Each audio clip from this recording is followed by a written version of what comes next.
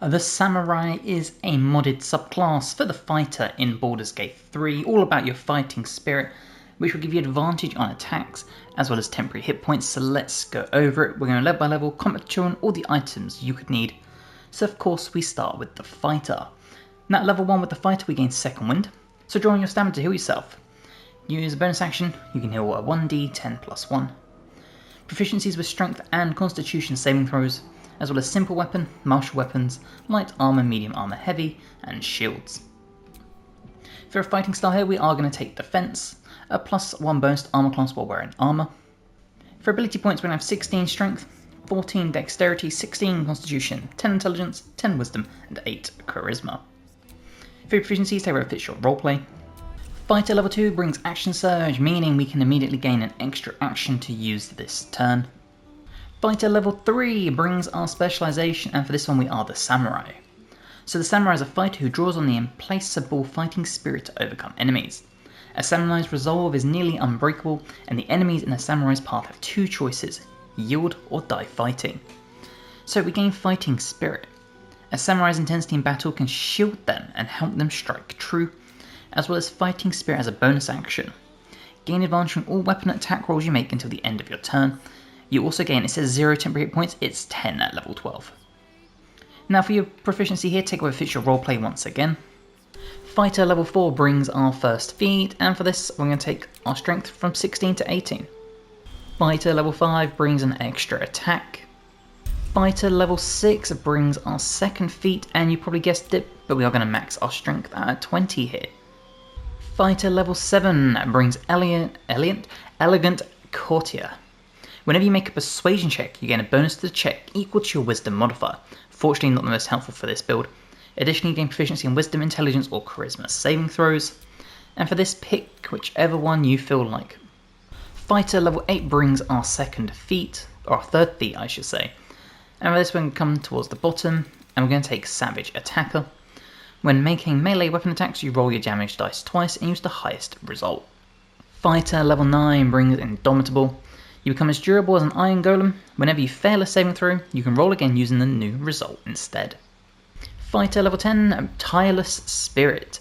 When you roll initiative and have no use of fighting spirit remaining, you regain 1 in use.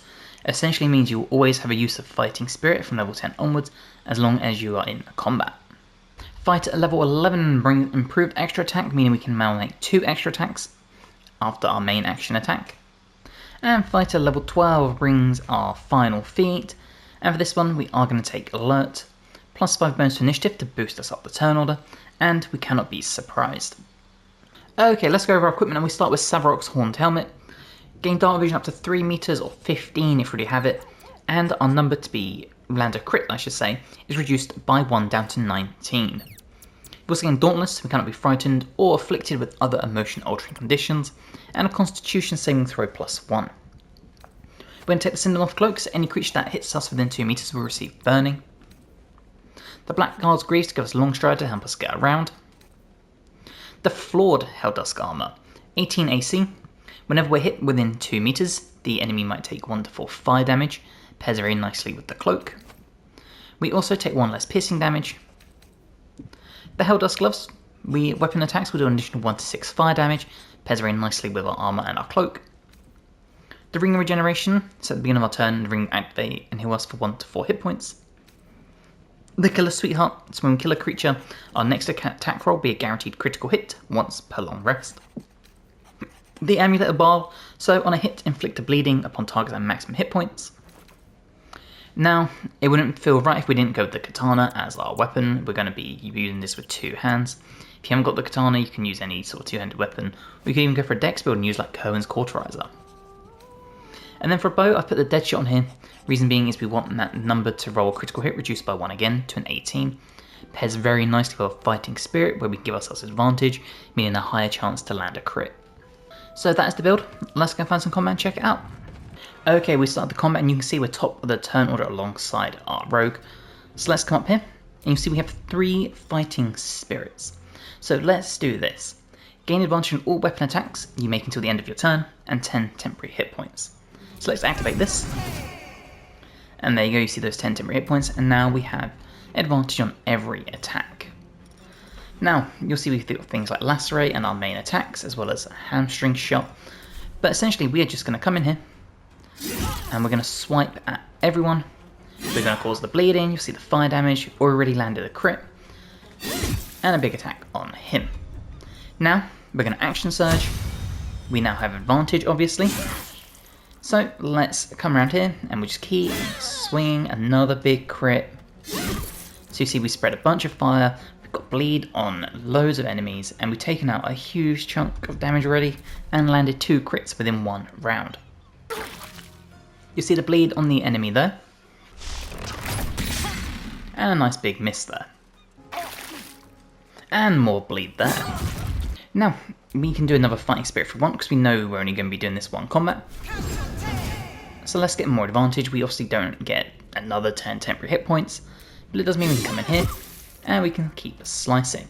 So let's try and take out Skeeve, and now he should die from the bleed. So let's focus on the Barbarian, make sure I don't hit my character. And there you go, once again, another big crit. So we've crit every single round, thanks to having an advantage, and thanks to having that reduced critical number. More bleed there.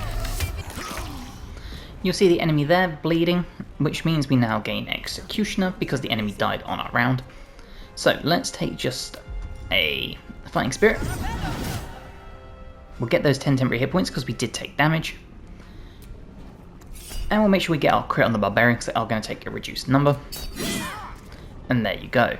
We'll land another big hit, just like that.